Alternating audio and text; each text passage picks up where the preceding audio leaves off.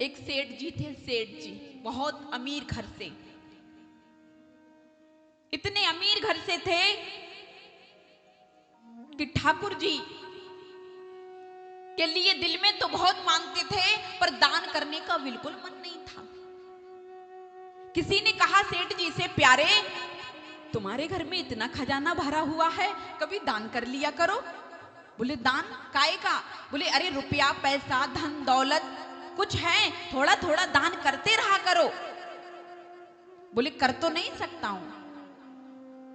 बोले कुछ भी करता रहूं घर में से? बोले हाँ कुछ भी करते रहो दान।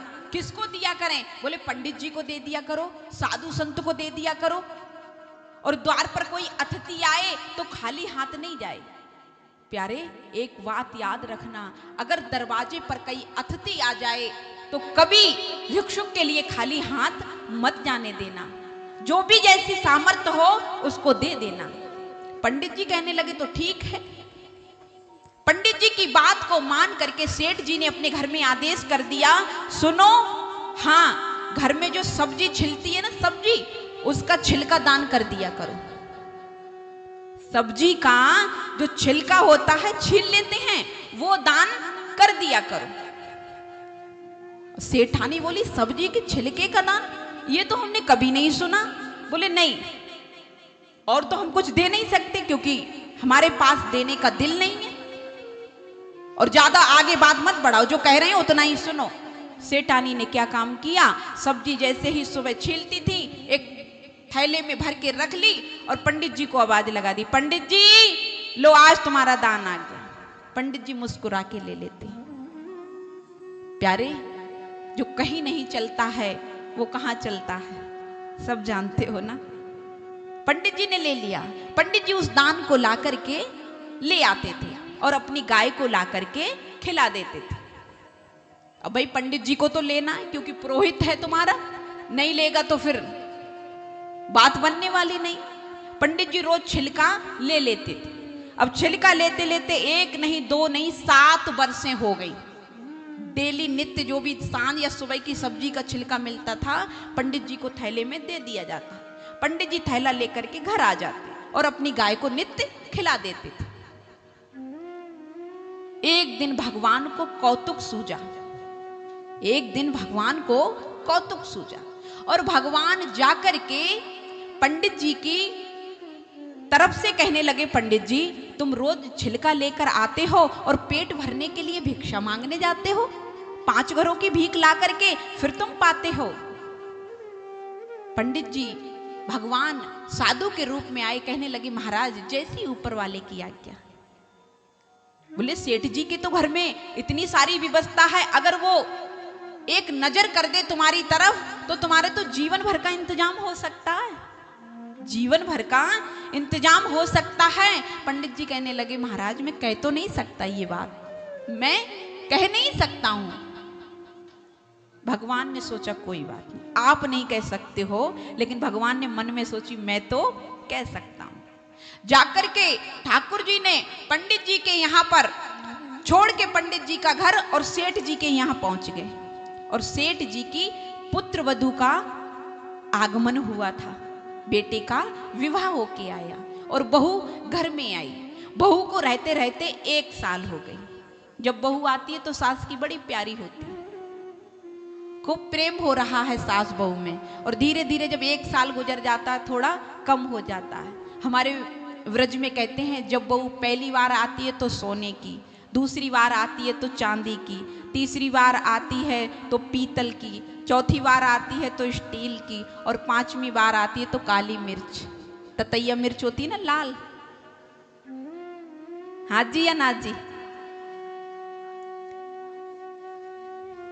अब 1 साल में बहू का 4-5 बार आगमन हो गया, बहू घर में रहने लगी। एक दिन क्या हुआ कि सेठानी की जो बहू थी ना वो दूध रखने गई, क्योंकि गांव में दूध बहुत होता है, सेठ जी के घर में कोई कमी नहीं, बहुत सारी गाय पल रही हैं। सेठ जी की बहू ने दूध खौलाया पुत्र वधू ने, और खौला कर ठंडा करने बैठ गई, और ठंडा करने के लिए आधा दूध अलग कर लिया और आधा दूध सहजो जिसको बोलते हैं, आप लोग क्या बोलते हो हमें नहीं पता, हमारे ब्रज में कहते हैं सहजो, यानी जो जामन लगा देते हैं ना उसको सहजो कहते हैं। सहजा लगाने के लिए अंदर लेने गई और माँ जी बोली, अरे मुझको भी एक गिलास दूध चाहिए। हाँ माँ जी ला रही हूं। इतने में क्या देखा कि बिल्ली ने आकर के जिसमें दूध रखा उस बर्तन में अपना मुंह डाल दिया, और मुंह डाल दिया उसके हाथ, उसने देखा बिल्ली ने सारा दूध जूठा कर दिया। उसने ला करके एक बैठने वाला पटला ला करके बिल्ली के सर में मार दिया। अब बिल्ली के सर में मार दिया और बिल्ली एकदम लुढ़क गई। बिल्ली एक साइड में बेचैन हो गई, बेहोशी में आ गई, सर पे पट्टा लग गया ना। अब बिल्ली न सांस चले न कुछ। अब तो बहू घबरा गई, माँ को बुला के लाई, माँ बिल्ली मर गई। हाँ अब तो सास गए, अब तो तूने कर दी हद, बिल्ली मर गई। ससुर को बुलाया, अब ससुर जी आए, अरे बिल्ली मर गई, अब क्या होगा। पंडित जी को बुलाया, क्योंकि जब हमारे ग्रह नक्षत्र खराब चलते हैं ना तो कहाँ जाते हो, पंडित जी के पास। पंडित जी जरा देखो तो, कई लोग होते हैं अब भी आ रहे हैं, विवाह हो गया है, बच्चे भी बीच में हैं, लेकिन फिर भी मुहूर्त दिखा रहे हैं। महाराज जी मुहूर्त देखो, हमारे घर में बड़ा कलेश चल रहा है, हमारे दाम्पत्य जीवन में सुख नहीं है। पंडित जी के पास पहुंच गए। पंडित जी हाँ जल्दी चलो। क्या बात है? बोले चलो तो सही। पंडित जी पहुंच गए। पुरोहित है ना भाई, पुरोहित को तो जैसे नचाओ नच लेता है। क्या बात है? बोले हमारी बहू ने ऐसे ऐसे इसके पट्टा मार दिया और बिल्ली मर गई। पंडित जी ने हाथ लगा के देखा कि बिल्ली मर गई, लेकिन पंडित जी सब जानते थे बिल्ली बेहोश हो गई।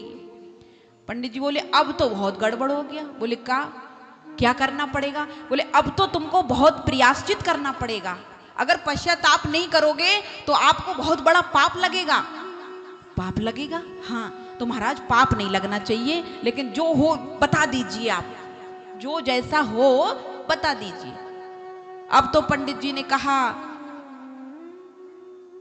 कि 10 कुंटल गेहूं चाहिए, 10 कुंटल चावल चाहिए, 10 कुंटल 7 प्रकार की दाल चाहिए, 10 कुंटल तेल चाहिए, 10 कुंटल देसी घी चाहिए। अब तो लिस्ट बनाना शुरू कर दे।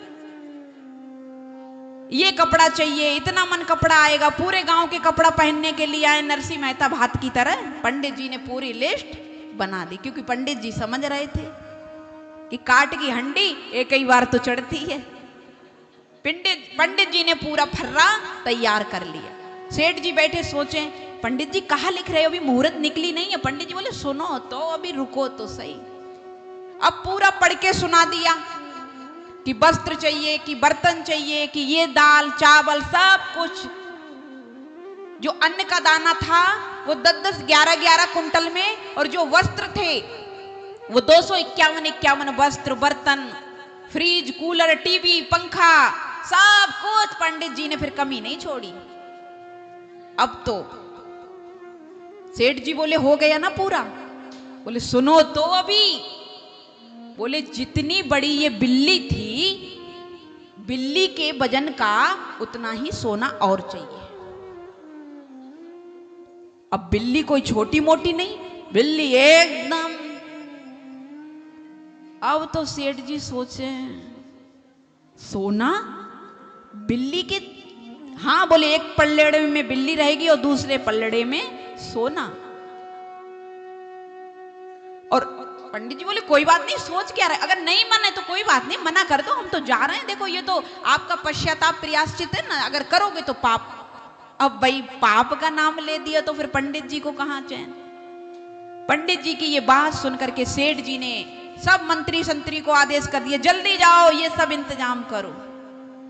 अब तो ट्रक का ट्रक पंडित जी को भर दिया, और एकदम जितनी बिल्ली थी उतने ही किलो का सोना भी आ गया। बोलो राधे राधे। और जैसे ही पंडित जी के पास सोना चांदी सब कुछ आ गया, और पंडित जी ने अपनी गाड़ी शुरू की। कहाँ के लिए? वृंदावन धाम के लिए। और जैसे ही सोनीपत से गाड़ी पार हो गई, सोई बिल्ली एकदम उठ के भाग गई। सोई बिल्ली एकदम उठ के भाग गई। अब तो सेठ जी बोले सेठानी गजब है गयो, काहे गए? बोले सब चलो गो। और बिल्ली तो जिंदा की जिंदा रह गई। बोलो राधे राधे। प्यारे, इस कथा का तात्पर्य है कि अगर तुम नहीं दोगे अपने मन से, अगर देने लायक हो तो। कभी लोग पहुंच जाते हैं कि ऐसा कार्यक्रम हो रहा है कुछ दे दो, तो बताते हैं लोग अब शब्द बोलते हैं। अरे प्यारे, नहीं देना है तो हाथ जोड़ लीजिए, और देने के लिए सामर्थ्य है तो दे दीजिए। और मैं तो कहती हूं कि धर्म के काम में कभी ना नहीं करनी चाहिए, नहीं तो पंडित जी वाली बिल्ली भी मरेगी और चला भी जाएगा, बाद में जिंदा भी होगी, फिर माथा पड़ोगे। ये क्या हो गया? क्योंकि भगवान के चक्र को चलाने वाला कौन है? केवल और केवल नारायण है। बोलो राधे राधे।